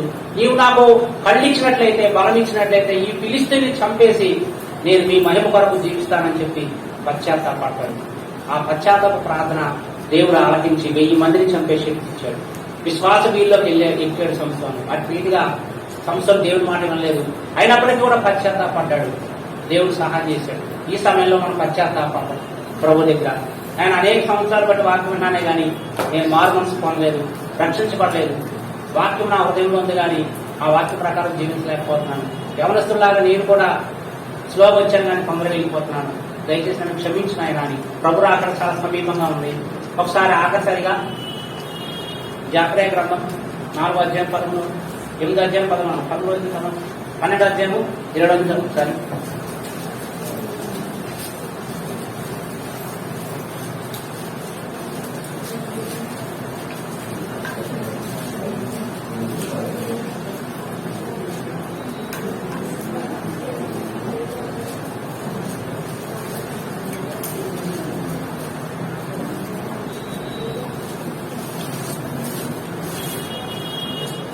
ఒకసారి మిస్టర్ గారు తను చెప్తారు.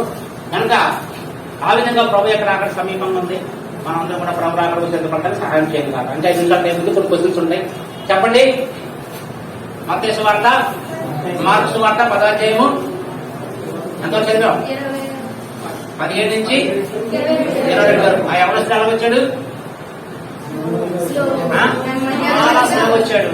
అతనికి ఆశ ఉంది, నిజ జీవనంలో ప్రవేశించాలని ఆశ ఉంది, కానీ అతడు ఆజ్ఞను పాటించలేకపోతాడు. 2 వ్యక్తుల ద్వారా దేవుడు మాట్లాడాడు. సండే స్కూల్ చెప్పండి. లంచ్ బాయ్ చెప్పండి. అది కలిగొంది ఎవరి చేతిలో పెట్టాడు? దేవుడి చేతిలో పెట్టాడు. దేవుడు దీవించి ఎంతమందికి ఆహారం ఇచ్చాడు? సిరియా దేశంలో ఉన్నటువంటి ఆ బాబా ఏం చేసింది చెప్పండి. మంచి మాట ఎవరికి చెప్పింది? తన యజమాని చెప్పింది. ఎవరు చెప్పండి. యోసేపు ఎలాంటి వాడు? ఫలించాడు బొమ్మ. సంసోన్ అంటే దాని అర్థమైంది సూర్యుడు. సంసోన్కు ఉన్నటువంటి బలమంతా దేనికి ఉపయోగించాడు? రోగానికి ఉపయోగించాడు. దానివల్ల నష్టపోయాడు. 2 కళ్ళు పీకేశాడు. ఒక బానిసగా అతన్ని దాబోనని దేవత గుడిలో కట్టేశాడు. అప్పుడు ప్రార్థన చేస్తున్నాడు. ఎవరు ప్రార్థన చేస్తాడు చెప్పండి అందరూ? ప్రభువా, ఈ ఒక్కసారి నన్ను జ్ఞాపకం చేసుకో, నేను నీ మాట వినలేదు. చెప్పండి అందరూ? ప్రభువా, ఈ ఒక్కసారి నన్ను జ్ఞాపకం చేసుకో, నీవు నాకు బలం ఇచ్చిన ఈ ఫిలిస్తీయులందరినీ కూడా చంపేసి నీ కొరకు నేను సాక్షిగా జీవిస్తానని తాను చేసినటువంటి తప్పు ఒప్పుకున్నాడు. యేసు యొక్క రక్తము ప్రతి పాప నుండి మనల్ని అతిక్రమములు దాచిపెట్టేవాడు వర్ధనుడు, వాటిని ఒప్పుకొని విడిచిపెట్టేవాడు కనికరం పొందాడు. మీకు ఇవ్వడంటే సండే స్కూల్కి అర్థవార్థం ఏంటంటే సామెతల గ్రంథం 22వ అధ్యాయం 6వ వచనం. యవనస్తుడికి ఏంటి? 119వ కీర్తన 11. దేవుడు మిమ్మల్ని అందరినీ దీవిస్తున్నారు. ప్రయత్నం.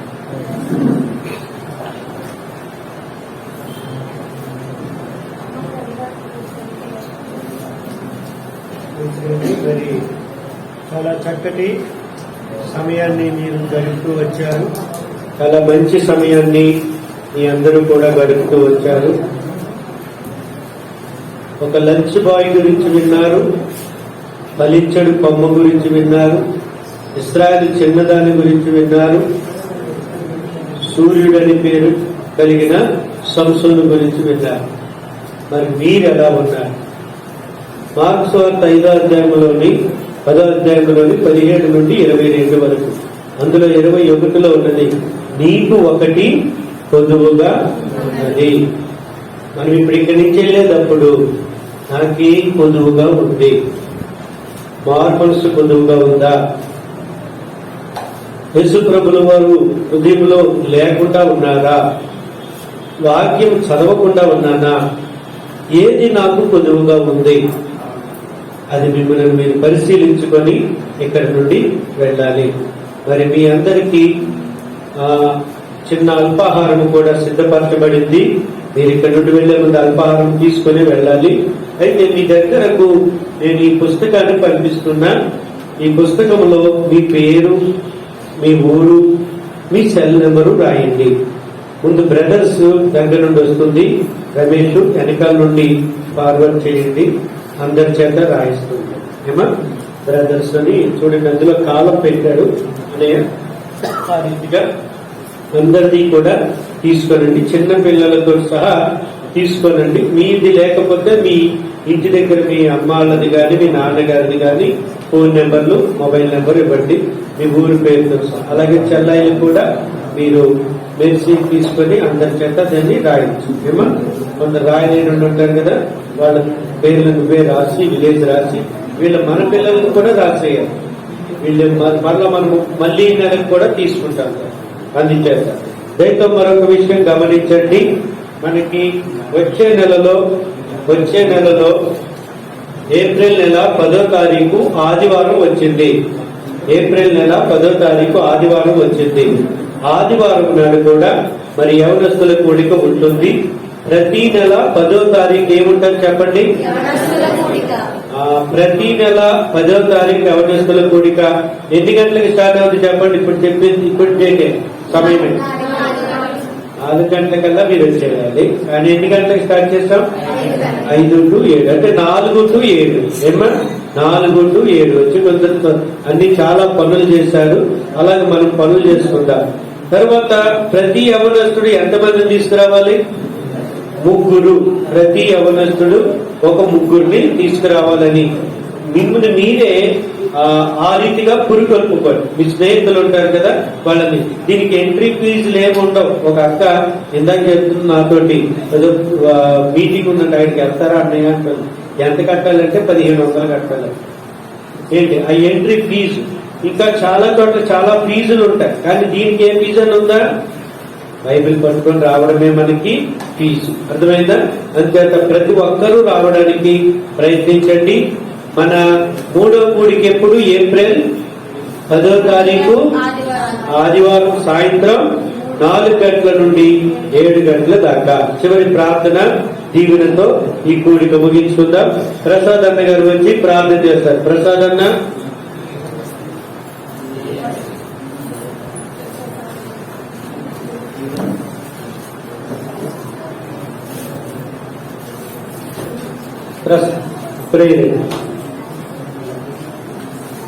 సరే, ప్రార్థన చేసుకుందాం. ప్రార్థన రాసేవాళ్ళు మాత్రం రాయండి, మిగిలిన వాళ్ళందరూ మోకాలేసి కన్నులు మూసుకోనండి. ప్రేమ కలిసండి, నమ్మకమైన మా దేవ, పరిశుద్ధుల మీ వందనాలు. ఫిబ్రవరి మాసంలో ప్రారంభించబడిన ఈ పరిచర్యను ప్రభా, మరి ఆ దినమున కృతజ్ఞత కూడిక యవనస్తుల కూడికగా జరపబడుతూ వచ్చింది. తిరిగి మార్చి మాసంలో 10వ దినాన ఈ రీతిగా కొద్దిపాటి యవనస్తులతో చేరి రావడానికి ఇచ్చిన సమయం కొరకు వందనాలు. బిడ్డలు వినిన జీవవాక్యం కొరకు వందనాలు. వారి హృదయాలలో ఆయన మీరు ఉంచిన వాక్యము ఫలించేటట్లుగా సహాయపడండి. మిమ్మల్ని ఎరిగేటట్లుగా సహాయపడండి. ఇశ్రాయేలు దేశం నుండి తీసుకురాబడిన చిన్నదానిలాగా అన్నల చేత అమ్మవేయబడినప్పటికీ ఫలించినటువంటి యోసేపులాగా నా ప్రీతండి ఈ బిడ్డలను మీరు ఆయుధపరచండి. తనకు తల్లి ఇచ్చిన ఆహారాన్ని ప్రభువు చేతిలో పెట్టిన ఆ చిన్న బిడ్డ వల్లే ఇక్కడ ఉండిన ప్రతి బిడ్డను కూడా సిద్ధపరచండి. నా ప్రియ ప్రభా, నీ కృపను బట్టి ప్రతి ఒక్కరూ కూడా దీవించబడినట్లుగా సహాయం చేయమని, పరీక్షలు నెల కావలసిన జ్ఞానము, తెలివి, జ్ఞాపక శక్తి మా బిడ్డలందరికీ అనుగ్రహించి పెట్టండి. వారు కేజీ నుండి పీజీ వరకు రాసే ప్రతి పరీక్షల్లో సహాయం చేయండి. అయినా బిఏ ఎల్ఎల్బికి మరి ప్రిపేర్ అవుతూ ఆ ఎంట్రన్స్ ఎగ్జామ్ కొరకు కూడా సిద్ధపడుతుండగా బిడ్డను మీరే దైవ జ్ఞాపకం చేసుకోండి, మెర్సీని కనికరించండి. అలాగే ఇంకా ఎవరైతే ఆయా కాంపిటేటివ్ ఎగ్జామ్స్ ఏమి ప్రభా చదువుతున్న క్లాస్ ఎగ్జామ్స్ ఏమి సిద్ధపడుతున్నారో వారందరికీ తగిన జ్ఞానం, చేతి వృత్తులు కలిగిన బిడ్డలను, అవసరస్తులైన బిడ్డలను ఆశీర్వదించండి. వ్యాపారాలు, ఉద్యోగాల్లో, ఆయన పరిశ్రమలో, నేను వ్యవసాయంలో పనిచేస్తున్న బిడ్డలను దీవించాను. ఇంటి దగ్గర తల్లిదండ్రులకు సహకరించే బిడ్డలుగా, ఆయన చదువుకొని ఆశీర్వదించే బిడ్డలుగా మా బిడ్డలు దీవిస్తూ రమ్మని మనవి చేస్తూ మా మధ్యకు వచ్చి వాక్య పరిచయం చేసిన అన్న ఆయన తండ్రి ఫీల్డ్ రన్న కొరకు, షాటర్ల కొరకు, ఆయన చిన్న మంద కొరకు స్తుతిస్తూ వారికి రావలసిన ప్రతిఫలం బహుమానం మీరు అనుగ్రహించి మీరే మహిమ, ఘనత, ప్రభావం పొందుమని మా ప్రభువైన యేసుక్రీస్తు వారి నామములో కృతజ్ఞతాస్తుతులను చెల్లించి ప్రార్థిస్తున్నాము తండ్రి. తండ్రి అయిన దేవుని యొక్క శాశ్వతమైన ప్రేమ, ప్రభువైన యేసుక్రీస్తు వారి యొక్క నిత్యమైన కృప, పరిశుద్ధాత్మ దేవుని యొక్క అన్యోన్య సావాసము, ఆశీర్వాదములు ఇప్పుడు ఎల్లప్పుడూ సదాకాలం సకల పరిశుద్ధులతో సార్వత్రిక సంఘముతో హెబ్రోను వాసులందరికీ, ఈ యవనస్తుల కూడికలో పాలుభాగం పొందిన బిడ్డలందరికీ తోడయుండి ఆశీర్వదించుదుగాక.